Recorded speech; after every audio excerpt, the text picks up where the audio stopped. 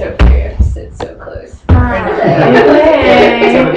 Yes. I just probably won't be able to, like, see my paper, but I don't know.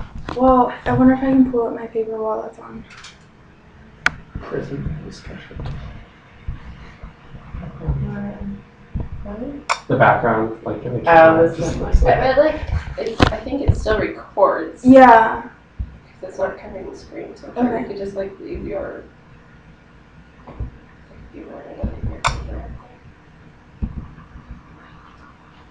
I'll just like look at it.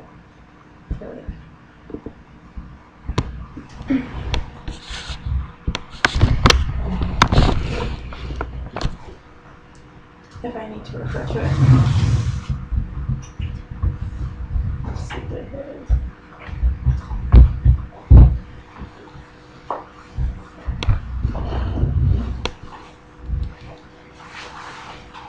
So weird. It looks like you guys are so much farther back though. I know. We're not seeing folks.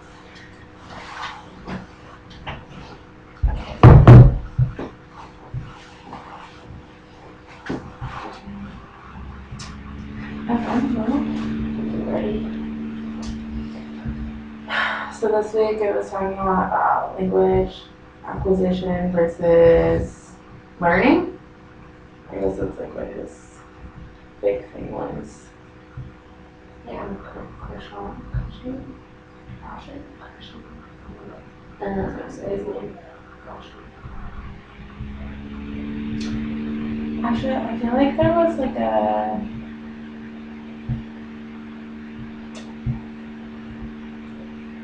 like she had like a thing with us to go through during this now, or this week. Did you guys see that? Of like topics that we should be talking about? I didn't. You mean just the session page, or? Yeah, she had like a. Yeah, there was a couple extra things with the Yeah. dissension articles, who are detractors from. Oh yeah. Uninformed. Yeah. And I have those pulled up. We can. Oh, the pages. Oh. Yeah, that kind of comes after. We can talk about crashing first. Okay. I thought a lot of things that he was talking about with how basically how important it is for students to have the feeling of language. That basically we haven't put enough emphasis on how acquisition is an unconscious process, and that students just need to be engaging with language. They need to be in a position where they're willing to, they have interest in it, where they're not. He talked a lot about like the no stress environment, which kind of brings up like the psychological side of it, but just all around this focus on acquisition over learning, and just how important it is for it just to kind of be happening, that engagement in the environment. Yeah. There's there's many parts of it, but then it's also rather simple too. Like, it's just like The device. Yeah, the it's device just and stuff. that's how you acquire language. But at the same time, there's different little parts that contribute to that, which is interesting because I don't know, I don't think about that often when I'm talking or teaching a child or something like that.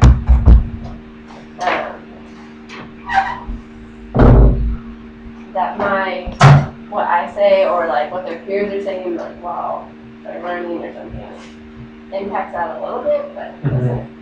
And then it's so important to have comprehensible input, which is this kind of second point. Yeah. I thought it was interesting, the input and the output, the different almost arguments, but they were pretty similar. That, like, some, I don't remember but like somebody was like, input is the most important, and then the other lady was like, output is that the most important, but like they both require both input and output. But they were like, my output is better, but input's better. Like, I just thought that was interesting. That it's like, okay, well, both of them are important. Like, I don't know. I can really say one's better.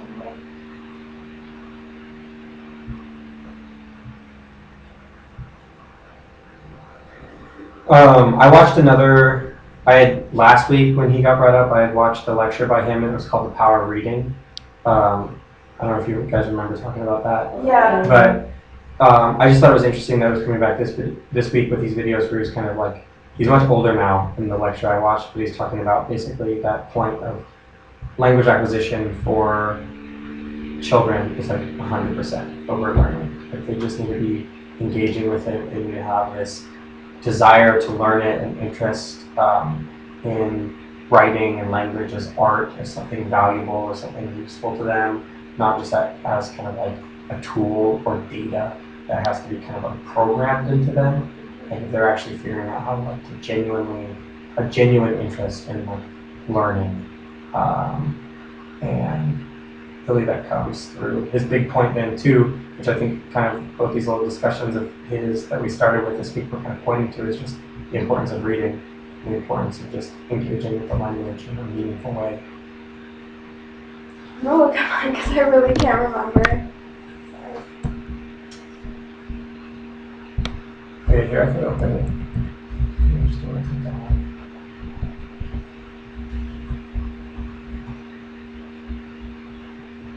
I thought it was interesting how he brought up the factors that will like stop somebody from like learning an English and doing that acquisition. I never thought of self-esteem as like preventing you from learning the language, but it totally makes sense. And what was the other one that he is like self-esteem, motivation? That makes sense. Yeah, self-esteem is the interesting one. Yeah, never thought of that. I think it just kind of goes along with kind of some of the other things we've been learning too, with like the Piraha, just like the importance that sometimes doesn't get emphasized, but that children still need to be nurtured. Mm-hmm. Like they're just not ready to be like just in a classroom, like competing, like just being hit with tests. Like no, they need a learning environment. They need community. They need help sometimes. They have struggles. They need a caring school. And the program emphasizes that a lot too, just like the compassion side. And it's interesting to see. It's like the math too, like when kids learn how to count, like you can't just like force them, like they like, not physically, but like mentally cannot develop at a faster rate. Like some kids do develop at a faster rate, but like as you're looking at like an individual child, like if they're counting from 1 to 10, you can't like force them to learn how to count from 10 to 20 faster than their brain can develop. Like it's just like not in their, like it's not in our ability to do that. And so like with language acquisition too, it's like they need that learning environment to like like you need those certain things, and forcing the child to like learn those things at a rate that's too fast too can also harm their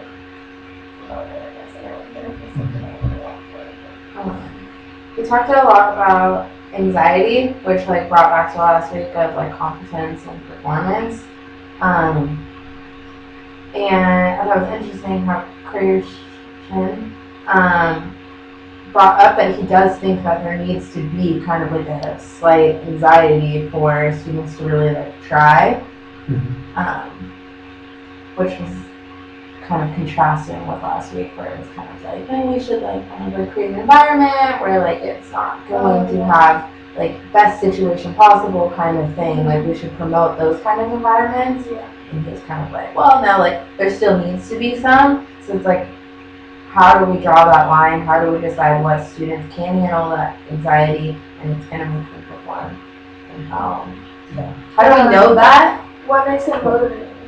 Yeah, what makes it motivating if it's so relaxed that like it's like, why try? And like, what if the student doesn't yet see that language as a tool? Yeah, well, they're learning it. Or what if they're still stuck in that like, oh, I'm just like in this country, like I don't want to have to, like, I don't know. I think it comes from, you have to develop this understanding of basically what we are as humans and like how language works. Like the article talked a little bit about how like we now understand that it's wholly false that there's any kind of high or low language. And the more students understand that language is just something that they can acquire and use for themselves. And that in different languages there are all kinds of beautiful writings, et cetera, et cetera. The more they will be interested in it. It also is kind of, I think, a big change too, to start thinking about. I mean, you also have to be in schools where students are in a position where they feel like they're agents. Like Krashen talked about how grammatical syllabuses are boring. Students don't want to, And if a student thinks that the only way to be educated is just as the result of some, big arc, big, story arc plan, and all these little mechanisms have to happen for them to learn something. I mean, that's just false. They're fully capable. They do need that. They do need that push. They need that help. But I think the more they start to see that they can learn so much more outside of the classroom and just inside there, but it also takes presenting them with interesting things. I was listening to this one educational guy, Paul Goodman, and he was talking about how he was teaching kids Latin, like just a little Latin sentence. So he just wrote them a bit of Latin pornography, like just to have that. But like it was just something that would like garner interest. You're not just putting dumb, useless, non-relevant things in front of students. You're putting things that it's fun to learn. It's actually interesting. Like funny thing. Guess what? Teaching some stuff is actually the material itself is provoking. So. That kind of makes me think too of like Vygotsky's zone of flexible development too, like that anxiety, I guess. The social side. Yeah, because it's like, I mean, his theory is all about social interactions with other people, and like how far do you push a student? Like, will you push them just to the brink where they just need a little bit of help to get there? And so you just get that connection there. Well, it's like when I was taking Spanish classes in high school, we had to do our improvs, and then it was like after doing the improvs for so long, then it turned into you're also graded on how many times you interrupted somebody else's improv. And like before it was a requirement to like go up and interrupt somebody, and nobody wanted to like get up in front of the class and like interrupt you. People probably thought he was being mean, or you're like, oh, that's great. But yeah, so it was like he had to put like a little like higher stakes to it, or else nobody would be motivated to go up and well, I mean, then you're sitting there with some anxiety because you're like, I'm gonna go up. Like, but you're like paying attention, like right next to the moment, like Yeah, because I mean, like students and people, like they can still be lazy. Like they can still make mistakes. You can still be disinterested. I mean, I had a professor in like a similar thing where I was like, I turned in a couple essays and then we wrote back on, gave me feedback, and he was just like, you're really like, I don't think that you're really trying hard, as hard as you could be trying. Like I sense it when you're writing, like you're just kind of skipping over things. And so I was saying, all right, I don't want to do that again. And I thought then I took 2 more classes with him. I don't think I've ever improved my writing under one teacher as much as him, because he found the proper place to kind of push me and then kind of accelerate, And then I choose and respond to that and choose, to kind of take over my own learning and my own writing. Right? Well, and then that can also even just relate back to and getting to know your students as people and not just as students. Yeah. And I mean, that kind of just relates back to everything that we've been talking about, especially with the assets map and everything, just finding like the good things that are of that person and that student being accepted as a person and a student. And then, I mean, I think from there you can start to really work with their ability and their development and their work, I guess. Yeah. Then you push them to get. I don't know. At the beginning of the year, I think it's going to be really hard as future teachers, just to like know the skill level, and I mean, I guess after a couple of years we get the hang of it and everything, but like to know, like, okay, well, what do I start off with? Like, to push them too far, like, is it too easy to make them bored, and yeah, I've done that. Yeah. Like, and then they come to their class and like, oh, it's easy. And then that one day that you like push them, it's just like, they're like, wow. Yeah, and what do you do when you have a hard time breaking down or figuring out a student, because they need to get comfortable with you too, for you to understand them. But how do you set up your classroom to make them comfortable with you, like right in the beginning. I guess I have a muddy question right now, so let's just remember it's at 15 minutes. Right. Okay, cool. I wrote down what makes anxiety more too. Oh, okay. And it's just kind of that we talked about, I'm just wondering kind of in this balance of like, okay, we're figuring out what English language learners need to learn English. We're getting really successful at identifying how to teach people language. But I just also wonder in ELL education what kind of the conversation is about still not like just trying to assimilate or acculturate students, or what's the boundary where students don't feel like they are losing their own identity, like in our schools, like in bilingual education. How do we balance that in our big education systems, right? Because if our big education systems are trying to teach all these students a language, what prevents that from just being kind of like watered down, like any kind of like social engineering versus, I don't know, the student choosing how they want to relate to that language. How did, what is their actual need for English? Does that make sense? Kind of, you see them? Yeah. Because you just think of like bad immersion, or talk later, and I guess we'll get into this in the Freeman chapters about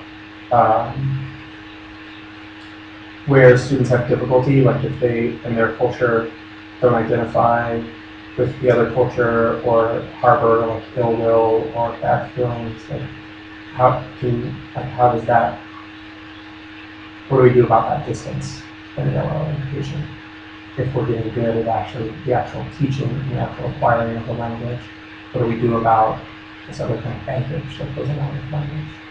Yeah, I guess I don't know about like teaching English as like it's a tool. We're not trying, like I guess like from from the get-go trying to get students to understand that. Yeah. That like only reason that like we really want you to learn this English is like to see it as a tool, but like explaining to them that we think that equally their language is just as important and that their culture is.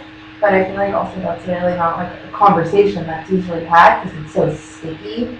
Yeah. Because I think a lot of people in our country haven't decided how they feel about that. That's true, yeah. And so it just goes into, I think, back into that, like, sometimes teachers are scared of what they say in the classroom because of what parents are going to say. Because I'm sure that there's a lot of ELL parents who might have the, like, idea that they want their child to assimilate because they had a really hard time when they came to the country.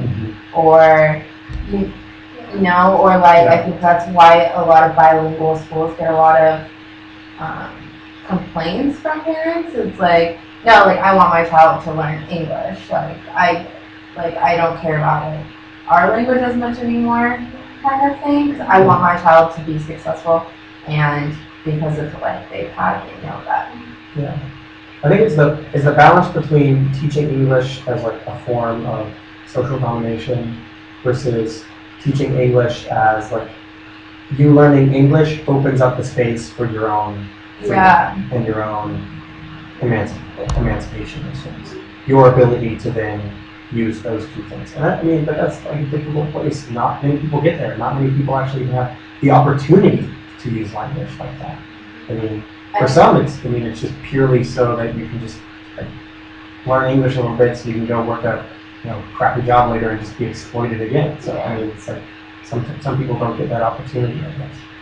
Well, and it's also that that conversation may happen when it may not. And that conversation, okay, well maybe it happens like right when they're starting to learn. About the parents with the kids. Well, like the teacher, like the ELL educator, talking to like, we want you to learn English, or maybe it's the parent too, like we want you to learn English, but your native language is still as important. Like that language or that conversation may happen, but that's at like the very beginning of their like kind of journey to learn that language. And learning a language is so long, like it's a pretty long process compared to other skills that somebody learns. And so I feel like that conversation could probably fade throughout that time that they learn the language. Yeah, and even how like critical it is for someone to learn English at a certain speed. Like I feel like at the high school age, it's like even more critical or like more crucial compared to like preschool, elementary.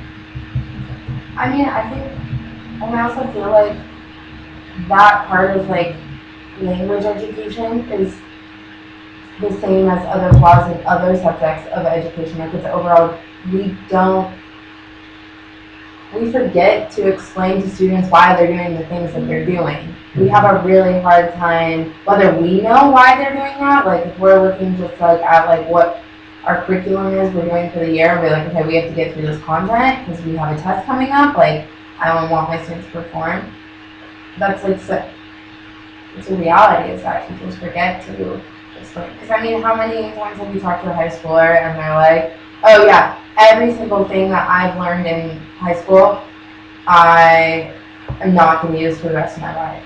And I feel like we forget to do that, like to explain why so much. Like there's memes always on Facebook of, I wish in high school they taught me how to do my taxes and like all these other things. But you were learning really important things, whether you realize how those things apply, like whether it taught you to critically think or whatever. But I think it's just a flaw overall. Students also are not involved in the conversations themselves, right? Mm-hmm. Students don't really have a space in American high schools to determine what they think they should learn. Yeah. And then also because the discourse is confined like that, it also, it means that our students aren't thinking about it. Our students aren't developing those kind of questions if there's not a platform for them to actually start to explore them day to day, right? Because if every single day they don't have the time to do that, no, they have to be, here, this assignment, instead of any kind of space, then they're not worried about their education outside of that, right? But they think everything is confined to just kind of this, for some of them, very dull time. I see quite a few students who just choose to sleep instead of pay attention. But it's, they don't have that space. So. Well, I just saw on Facebook, there's a girl that went to the senior this year. Anyways, I played basketball with her when she was a freshman, but she was on a freshman, so I know her and through other ways too. But anyway, she's like one of those students that are very dramatic and you post on Facebook to get the likes and all that kind of stuff. So I don't know why I took everything, but anyways, she posted friends with her on Facebook. Anyway, she posted on Facebook a couple days ago that was just like, I wish what we were learning in high school was I can apply it somewhere else. She's like, I'm so done with this, or something like that. But it was just like I remember thinking when am I ever going to use this? In some of the classes in high school, and it was just I don't know. Looking back and seeing it in a different perspective, maybe sure, I'm never going to use that skill again of learning something in math or something like that. But now looking at it, it's well, of course I'm not going to use that because that's not what I'm interested in. But I thought about it in a way that I hadn't thought before, and so I think that needs to be something that's addressed more often in our school system. Or even when we do give students the reasons why they're doing what they're doing, I feel like sometimes we're really vague. You're gonna use this later in life because it's teaching you to critically think, and that 15-year-old, they're gonna be like, I know what you're talking about, I can even picture 10 years from now. Appeals to authority. The state says we have to do this, or it's my constitutional right to do this. And it's for students, it's that distance, So I think means nothing besides almost kind of coercion. Or it's what about the kids that are just I'm not going to college, I'm going to go work, or we're in the military, or the ELL students that are just I'm gonna go work on the family business, and so it's they already know what's gonna happen and what skills they're gonna need and everything, or think that they're gonna know. So it's that. I mean, we need just a way to bring them back, and I guess, and my math teacher in this quarter did this really cool thing where we were experimenting with numbers in different places, and it was this like 2-day project. Yeah, it was Xmania, and like the first 2 days of it that we did, like nobody knew what was going on, and we just had to like think totally different, and like put place value in the system and everything. And it was just like after those 2 days, and the third day after, she was like, oh, well, by the way, you just did blah, blah, blah, blah, and you got like this, and just kind of told us what we did, and it was like, wow, like, that was cool. Like, you know, like, those 2 days kind of sucked, because it was just like, no idea, like, but it was cool to see that. It was just like, wow, we just did that, and now it's just like a skill that I have to, you know, transfer into different places and stuff like that, but it was just like, I didn't think that I could, you know, nobody knew what to do, so. Well, and like you probably understood so much more about place value that you have never thought about before doing that. Like you were able to conceptually like just like what, like how important 0 is. Like 0 is really cool. Yeah, it was just cool to go back and think about like, wow, like we just did that, and I had no idea, like, you know, it was really tough, but like looking back on it and reflecting, it was like, oh, well now I have this whole new understanding, this whole new perspective of this idea and this, you know, skill, I guess. So, Well, and it makes me think about like, I think we need to have our students have a motivation to learn, just like love education and not like be as emphasis on points, like, oh, I have to get the grade, things like that. And it's really hard with, you know, we have no child left behind, like those points matter, those numbers matter, and it's hard to find line of going through the system and like following what they want and like also loving learning. And I know that like Krishan, whatever, brought up a really good point that sometimes as educators, it's hard for us to sympathize with our students because we are those people that love learning. Like we have figured it out, like we have figured out that like, it's a really cool thing, and like a lot of our students don't feel the same ways that we do about learning and education. I think it's like learning or like subjects, especially in high school, not until you get into college, do they connect to like society, and because like we're social humans, and to take away like sociology or the idea of society in a subject is like we don't have an interest in it, like it doesn't connect. And I don't know, I see that so much in my brother, because my brother is in high school, he's a junior, and he's getting like all C's except for his English class. And in his English class, they talk about like politically correct language and things like that. And like, or like this one girl did a project on examining Jasmine and Aladdin and how they portrayed that culture. And just like, I don't know, I think it needs to connect a lot with, if we could like connect it more with society. Well, I think that's what was really cool about the Raza studies. Yeah. That's why the students were excited, because it was like it brought meaning to what they were learning. Like just like when that one teacher had their students write letters in another language, like it brought meaning to what they were learning. And I feel like sometimes we can have that disconnect with what is out in the real world and like applying that. Yeah, like I feel like we shouldn't, like for subjects, we shouldn't be like, well, this is important because, like, say it doesn't connect to their, like, you can't find a way for it to connect to their life, like, connect it to society and, like, how it, like, it doesn't, you know? Bring up issues where you were like, okay, so you're like, so this person said this, like, what kind of viewpoint do they have? Like, kind of like, if you can, like, navigate it that way, but then real world issues. Yeah. Things like that. And I felt like in my high school education, I did it. Yeah. Yeah. I feel like that would just be so much more meaningful than saying, well, this is important because it's teaching you the skill of, like, work hard. I don't know. Yeah, that's what I'm like saying. Like, we're really big. We're like, oh, this is a skill. It's like I feel like we like to be like, oh, it's a skill that you'll use later on in life, but then you're like, okay, probably not going to use this skill. And so like, I don't know how we make that connection. I don't know how we teach ELLs that language is a tool and not forcing them to be like somebody else that they aren't. I don't know if that can be changed by like whether they have like a mentor or things like that, or they have somebody that they can talk to when they're learning the language too. Or they can explain to them like you can still be you, and, like you know English, you know.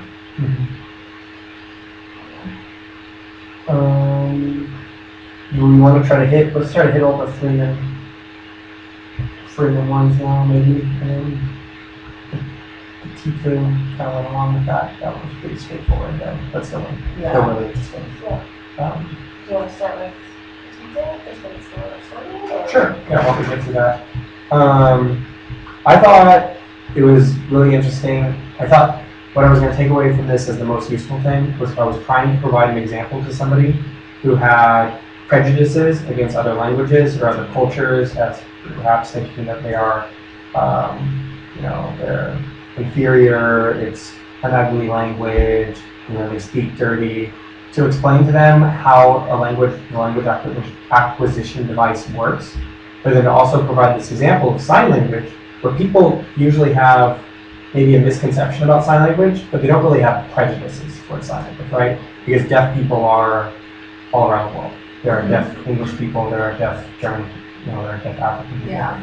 But so to explain to them then with that example, it seemed to be very useful as an example to get the point across and to basically undercut potential prejudices. Like if I was trying to use that same example and say, oh no, there's no difference between our, English and Pygmy and things, the way like the brain is accessing, the brain is working. People might not be on board with that. But when you start to explain it first with the sign language, it makes a very strong case for the fact that our brains are just hardwired to receive language, and that it's kind of crazy.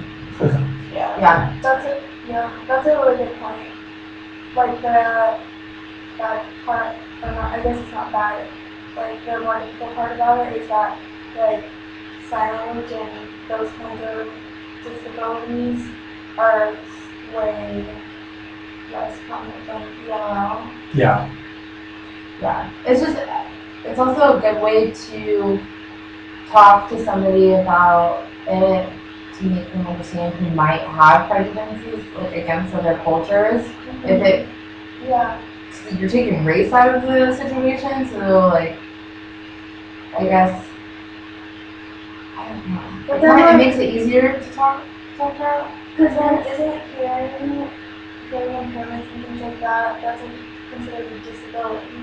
So then wouldn't that point bring up like a connection like maybe ELLs have a disability? I think that the point I'm trying to make is like, for somebody who thinks that standard English is just better than Ebonics, right? That African American people, when they talk, they sound dumb. They sound dumber than people who talk like us right here in this room. Like people hold that prejudice, and they have that racism is affecting their view of that other culture. But now that's within the same language. But then what I think the example of sign language shows is just that, no, it's the brain. I mean, the brain is so complex, and it's developing, people develop their own language, and it's totally complex and independent and has its own varieties and particularities that are, contingent on the people who developed it. And when you start to explain it that way, and people start to see how, the human mind is, so fascinating that we're hardwired, we have this device that basically in our DNA was scripted to receive language. People can start to see, differences are just differences. Like our professor, Pugh, like what she was talking about, how as a sociolinguist, she just doesn't have, she doesn't privilege anything. She doesn't care about grammatical mistakes because language changes. Like there are just ungrammatical things you can say, but there are some ways that language just changes, and that's just it. Like, deal with it, And if you have a prejudice, you have a prejudice. You don't have, it's not like you're right. It's the science of it.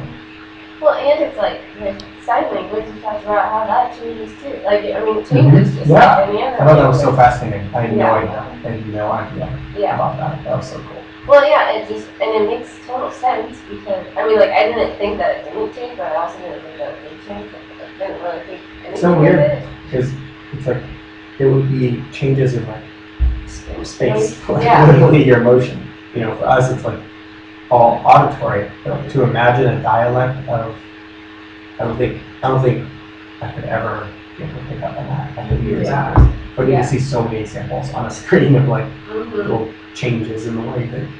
Yeah, I wonder what causes it to change. Like, Well, they just said like the generations how it gets passed down, and then it's also like when they interact. I mean, it changes like any other New words you have to like, add. yeah, or like how you say something. Like instead of like how are you doing, like people say what's up or something. You know, like something. So like that can also be translated into sign language. And so like 4 generations ago, nobody said what's up in sign language, but I'm sure that they say it now, and so I'm guessing that's just how it changes because they were talking about how like sign language gets passed down from generation to generation, and so like as it gets passed down, just like spoken language does, it changes, and those dialects also have similarities. So it's like people who speak or have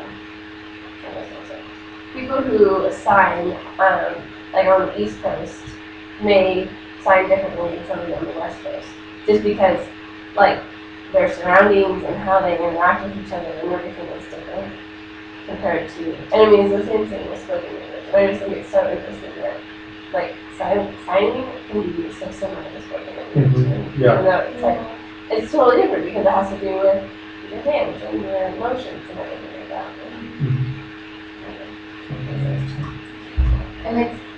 And what, as I was reading this, and it's like, okay, sign language like really is like a whole other language.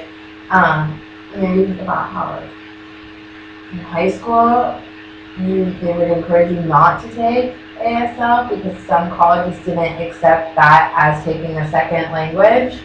I don't know if you guys ever heard that. Yeah. And so that was like an interesting one. Well, it kind of makes sense in a way, just because it's like the same language, just in a different form. So, I mean, it's like, Smaller people, I guess. yeah, Yeah. I don't know, I guess I I don't know, kind but of it's like, still really useful to, yeah, Yeah, not saying yeah. that, like, in any setting. Like, cause I mean, you go to Corbett Elementary and a lot of their students have hearing disabilities. Yeah. Um, I was in a class with a student with a hearing disability, and as a teacher, like that teacher, he had several problems, like days that he started way late because of technology problems, because it was the translation of like his Yeah. speech to the screen she was using. Whereas if he had just been able to like, if you just have that ability to just casually talk on the side, yeah. like just like, you say something here, you just like boom, boom, boom, boom, boom, boom, say it right to her, you could develop like that would be a huge relationship for that student, to have somebody who actually spoke their language. yeah, And I guess I really need to learn sign language now. yeah. yeah, I don't think like it's, like, But- not saying that it's not important or anything, Yeah. but I just think that, like, you're learning, I mean, they say it's so similar in Yeah. so many ways that it's kind of like you're learning the same language, or just, That's true. like, you're learning, Yeah. I mean, it's not the same thing, obviously, at all, but, like, when you're writing, In your mind, you still have the same The same speech. thought, You don't have yeah. to develop like, I'm sure the interlanguage, or like an L2 English acquisition of English sign language is much different than. yeah, I'm just thinking, like, well, if you learn how to play basketball or something like that, you're moving in, like, compared to soccer or something, you're moving in a different way, you're learning new skills, it's all physical and everything like that, but it's still like a sport, it's kind of like, I don't know. I don't think it takes away the importance of it at all, or like the significance of learning that language, but it's similar in that way. Yeah, I just feel like it also kind of like that idea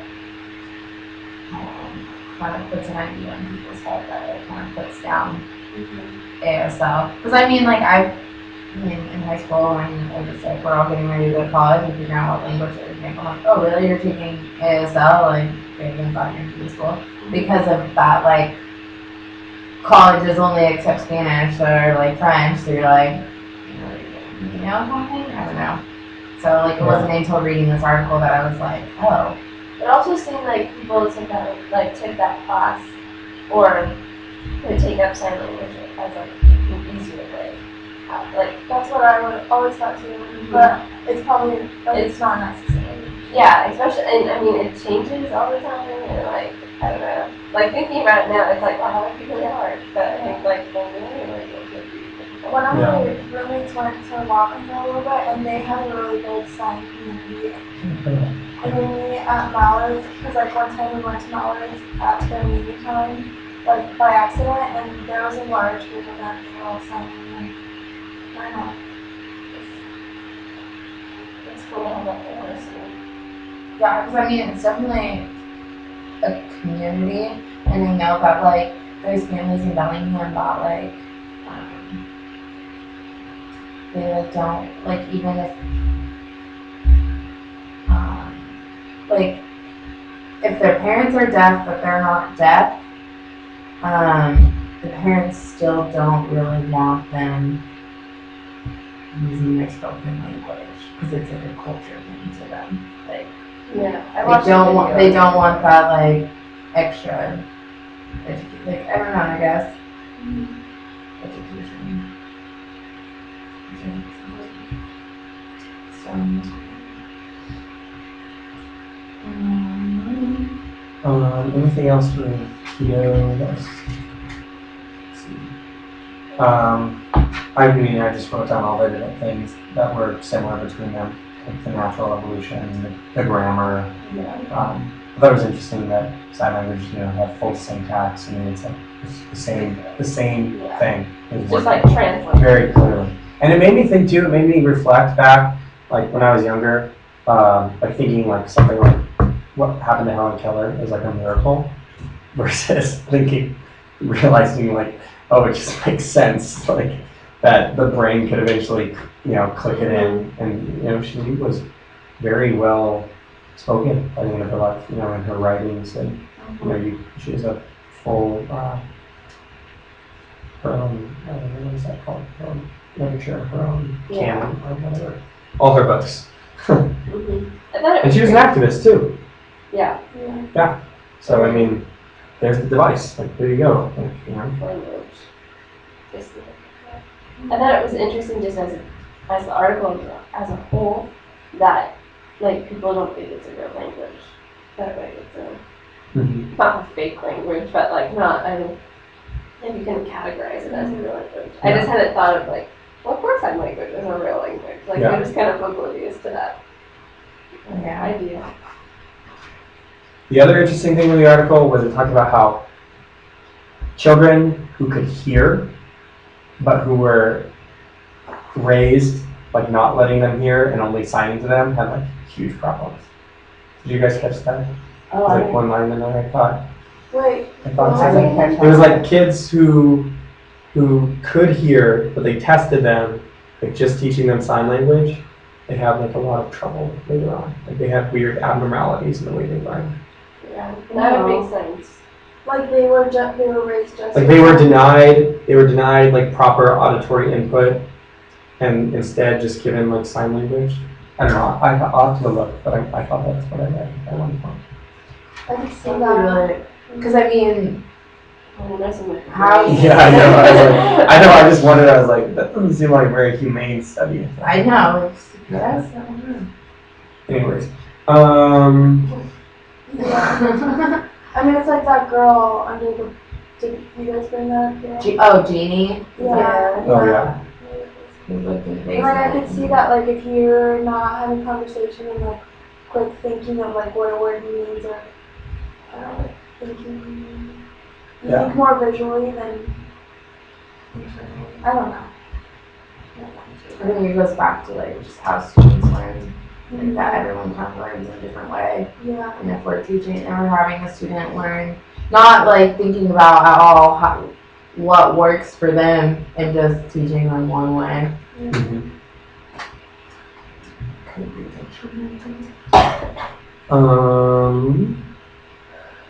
Okay, so affective filter. Yeah. I mean, that's like the high anxiety. Yeah. Speed language.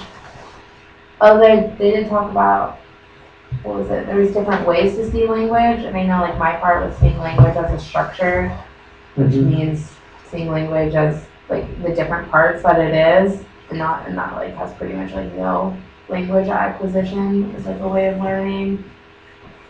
And teaching students this way, they don't really learn to use language as like use it as an ability. Yeah. My first section was just about the language acquisition device, basically, just the internal structure.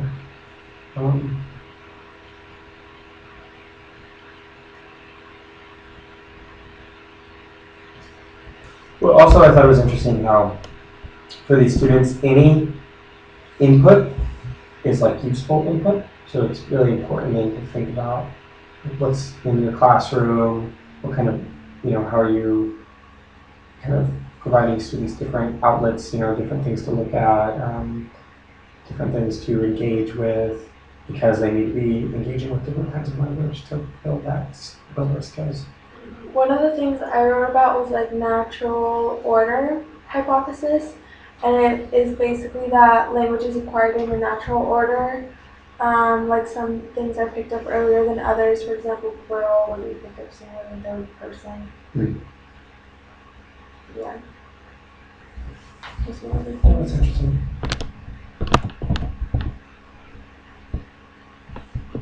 Wasn't that one of Krashen's theories? Yeah.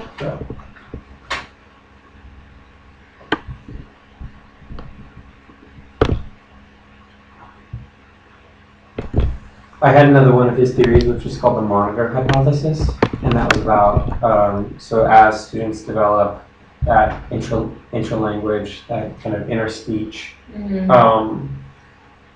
their own kind of version of the language, really, they start to develop that inner voice where before they speak, they can think through what they're speaking and they can make corrections and tweaks.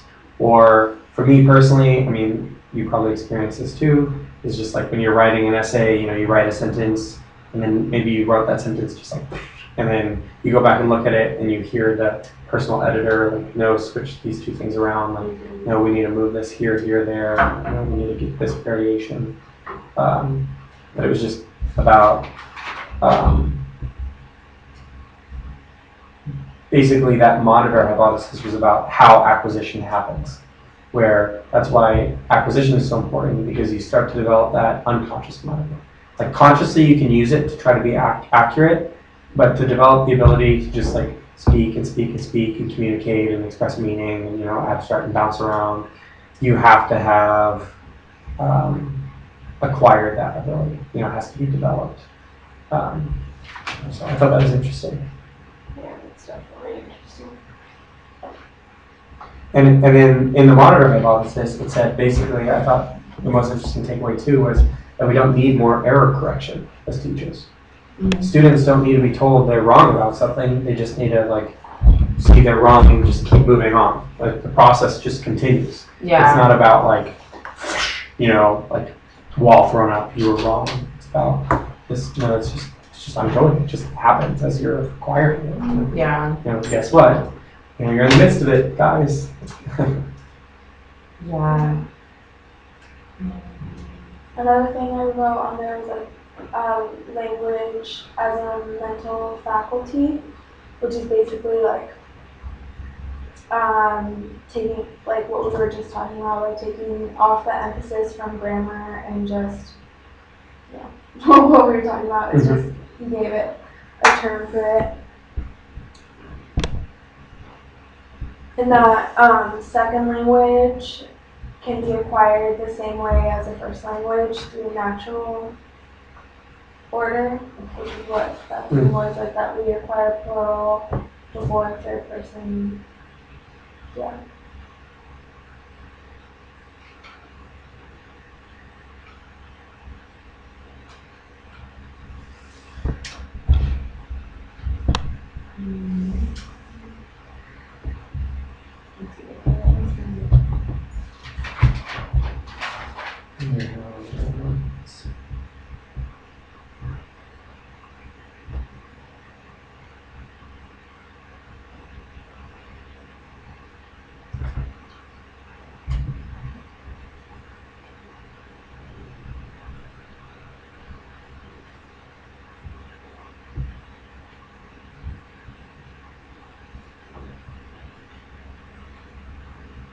I thought everything about the factors of social and psychological distance for L2 acquisition were really interesting. And then my section for the fields of different linguistics was psycholinguistics, which is basically studying the inner language. But then the social distance and dominance, you start to see like, okay, so you have then the student and their own thinking and their own growth. Then you always have to recognize all these other factors and all these other things that are contributing to whether they're actually going to learn. And like, the first factor was social dominance. I mean, what is the power relationship? What opportunities do the student have?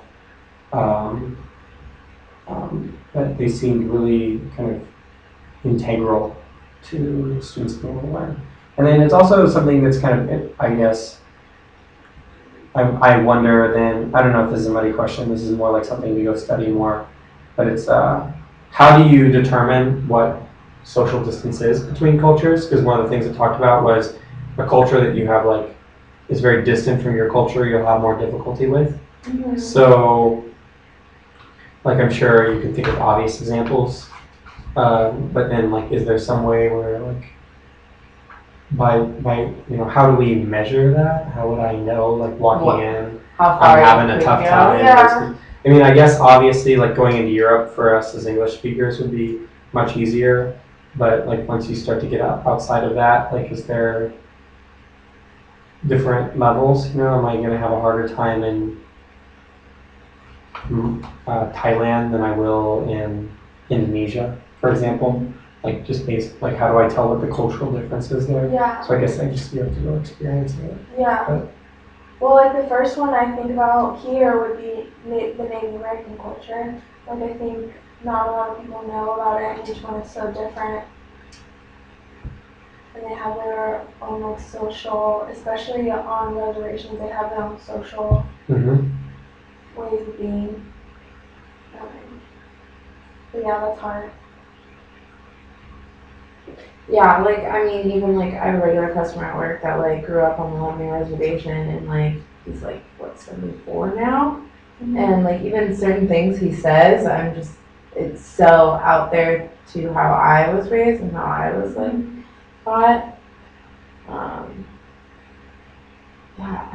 Sometimes I have a really hard time relating to him.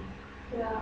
My special education teacher told us that a really important person to have in our career is, and she gave that person a name, but I don't remember. Like a buffer or something with a B. But like they are a person that understands like a certain student's culture and also understands the school culture and like what it takes to succeed. But so her saying that, she's like, that's very, like, you need to find that person, it's really important to have. But I was just thinking, like, how do you even find that person? Like, how do you go about that? Like, what if you teach in a school where, I don't know. I think that's kind of like what we're Yeah, gonna be those people with like getting the English language learner endorsement. I think like as soon as I started this endorsement, I've already like, because I already have gained like a bigger sense of empathy than like I used to for people. Absolutely, yeah.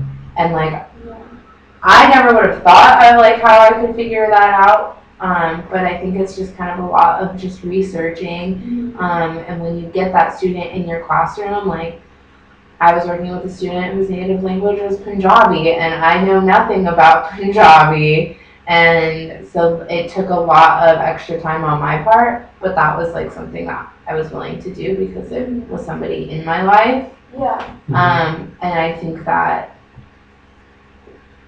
getting like this endorsement, it's at least like teaching us how to go about figuring out how to make those connections, how to look at language and empathize with where the confusion may be. Like in Punjabi, they don't, or their vowels, some of their vowels are produced like nasally, and so I can understand when he's learning his vowels in first grade when he's trying to read, those vowels sound a lot different because they're being produced and the vowels that he's used to being produced in a totally separate part of the mouth, like how that whole works. Yeah. But it was, and I would have never learned that if I would have never encountered him. Yeah, that's true. Cause I don't know, her bringing that up in class, I was just like, I don't know, just like, why are you? I just didn't know how to go. I wanted to ask her more about it, and no one did. And I guess that So maybe like students need this buffer. Students need this connection between their culture and somebody who actually empathizes, is interested in understanding, respecting, and engaging with them and their culture, and then somebody who's also simultaneously like aware of the systems that affect, oppress, and, involve students. Mm-hmm. So I guess that might be part of like doing the community assets project. Like if you get a student in your classroom who you know nothing about their culture, you can look for your community and go and talk to like somebody that does have a connection to that culture kind of thing, to figure out how. Yeah. So then you can see the issues, and like you probably could find somebody in that community. yeah, but it's also just important then for us to, that's a great example of kind of also, looking at other things. How do we need to change schools as teachers? How are we involved in the change of schools? Because I think it's really important for my students to understand that I'm on their side, I guess. Like I'm not there to try to, I don't know, I don't want to be a teacher to participate in a project of social engineering. I don't want to be a teacher to participate in the coercion of a student. I don't want to be a teacher to, kind of put a student down, to negatively impact their growth. All these different things that who I want to be a teacher then requires kind of this understanding, this knowledge, and then also to then recognize. This is a program that calls for social justice. To recognize where wrongs have been done and where serious changes and serious conversations need to happen. Because I think the one thing these students all experience, all these L2s experience, everyone outside of, people also in dominant ethnic groups and dominant culture, is that these students all experience struggle. And we in some way have to partake in that struggle and to recognize it and to, fight along with them for,